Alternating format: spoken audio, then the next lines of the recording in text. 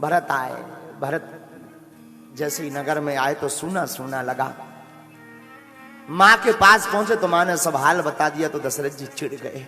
मां, वरदान मांगते समय तेरी जीभ नहीं गिर गई? मां, तेरी जीभ में मुंह में कीड़े नहीं पड़ गए? अरे ठीक है, मेरे लिए भले ही तू गद्दी मांग लेती, पर मेरे भैया राम के लिए तू वनवास ना मांगती। और भरत जी ने अपनी मां को त्याग दिया। ध्यान देना, बहुत से लोग हमसे कहते हैं महाराज हमारे घर के बहुत विरोधी हैं, भगवान की भक्ति नहीं करने में देते। आज की कथा सुन लो। तजो पिता प्रहलाद विभीषण बंधु भरत महतारी, बलि गुरु तजो कंत ब्रज नंदन, भय मुद मंगल का। जो राम का नहीं हो उसका त्याग कर दो। तुम कहोगे महाराज हमारे माता पिता हैं, हाँ तुमसे पहले भी किसी ने त्यागा है। तजो पिता प्रहलाद, अपने पिता का त्याग कर दिया प्रहलाद जी ने। क्यों? क्योंकि वो राम के विरोधी थे। भाई भुजा कहलाती है, और एक ऐसे हुए जिन्होंने भाई का त्याग कर दिया और भाई का वध करवा दिया। क्यों? क्योंकि वो राम के विरोधी थे। कौन? विभीषण बंधु, विभीषण जी। संसार में सबसे बड़ा रिश्ता अगर कोई होता है भावुकता का, तो उस रिश्ते का नाम है मां। मां से बड़ा कोई ममता का, भावुकता का नाता नहीं है। लेकिन आज भरत ने राम के कारण अपनी मां को भी त्याग दिया। विभीषण बंधु भरत महतारी। और गुरु का रिश्ता विश्व में बहुत बड़ा नाता है, लेकिन एक ऐसे भक्त हुए जिन्होंने गुरु को भी त्याग दिया। बलि गुरु तजो, राजा बलि ने गुरु को भी त्याग दिया। क्यों? क्योंकि ये भगवान से दूर लिए जा रहे थे। गोस्वामी जी ने मीराबाई को चिट्ठी में लिखा था, जाके प्रिय न राम वैदेही, तजो कोट बैरी सम यद्यपि परम स्नेही। जिसके राम प्रिय ना हो, जिसके लखन प्रिय ना हो, जिसकी जानकी प्रिय ना हो, वो इंसान तुम्हारे जीवन में कोई भी रिश्ते में लगता हो, शरीर से ना भी त्याग पाओ पर मन से उसे जरूर त्याग देना। जो राम का नहीं वो किसी काम का नहीं, त्याग देना। भरत ने अपनी मां को त्याग दिया है।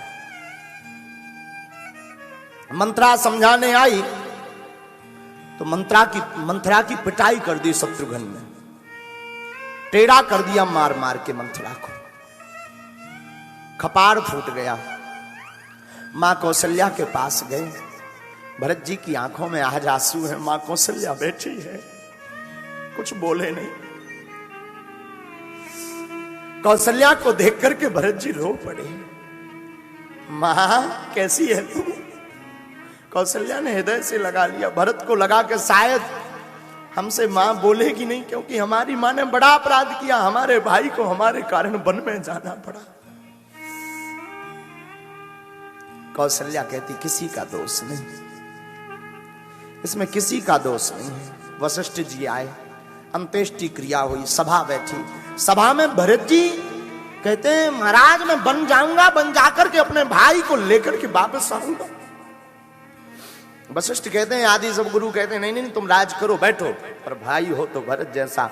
भरत भाई कहता है मेरा भाई वन में घूमे और मैं राज सिंहासन पर बैठूं, नहीं हो सकता, हम सिंहासन नहीं प्राप्त कर सकते। और भरत जी कहते हैं कि अगर आपको चलना हो तो चलो।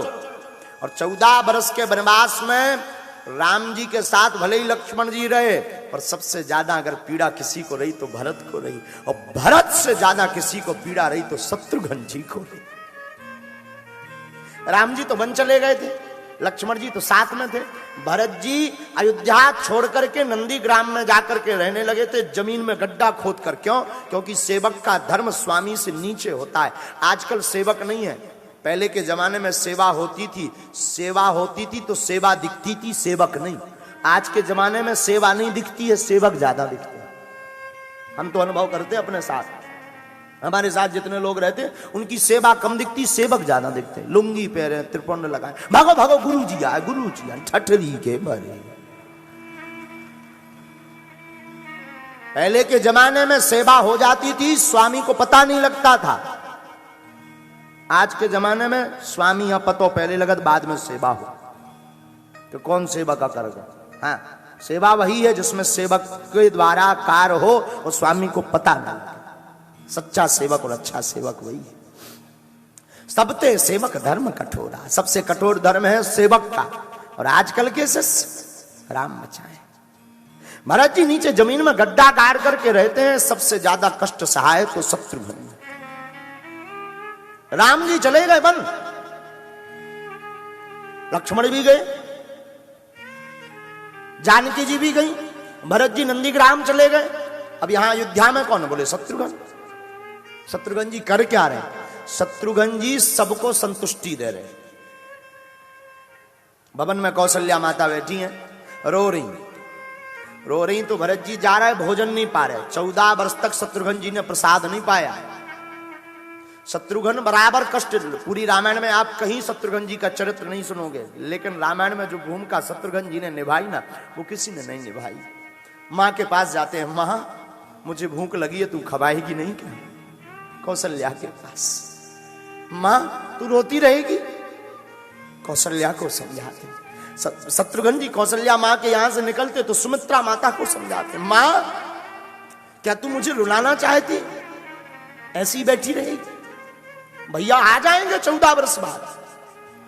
पिताजी चले गए तो क्या हुआ? मां मत रो।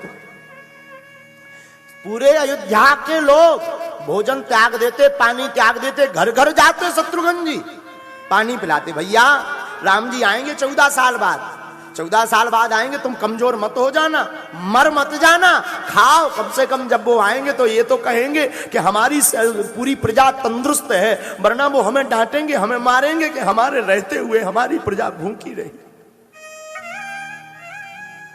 और तो और शत्रुघ्न जी घोड़ों के पास जाते, जो राम जी के घोड़े थे, जिन पर राम जी घोड़ों पर बैठा करते थे, जो रथ में निभो करते थे, वो घोड़े भी ने खाना बंद कर दिया, पानी पीना बंद कर दिया, सूख गए घोड़े। शत्रुघ्न जी जाकर के गले में हाथ डालते हैं और घोड़ों से कहते, भैया कितना पागल हो तुम, कितना रोगे, मत रो। 14 साल बाद जब राम जी आएंगे, वो राजा बनेंगे तो किस पर बैठेंगे? तुम कमजोर हो जाओगे तो राम जी कहां बैठेंगे?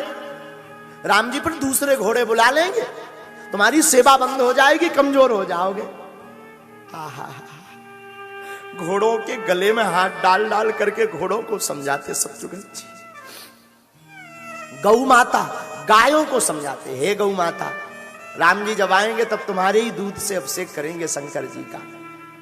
तुम अगर खाओगी नहीं, तुम अगर पानी नहीं पियोगी तो तुम्हारा शरीर सूख जाएगा, दूध देना तुम बंद कर दोगी तो फिर राम जी को बड़ा कष्ट पहुंचेगा। गायों ने दाना छोड़ दिया खाना, घोड़ों ने दाना छोड़ दिया खाना, गायों ने भोजन करना बंद कर दिया, पानी पीना बंद कर दिया। क्यों? क्योंकि राम चले गए।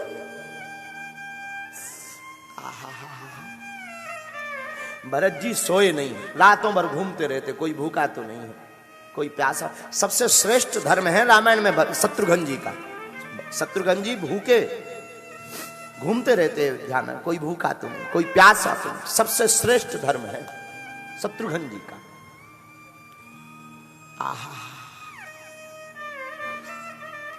भरत जी मनाने को राम जी के पास गए।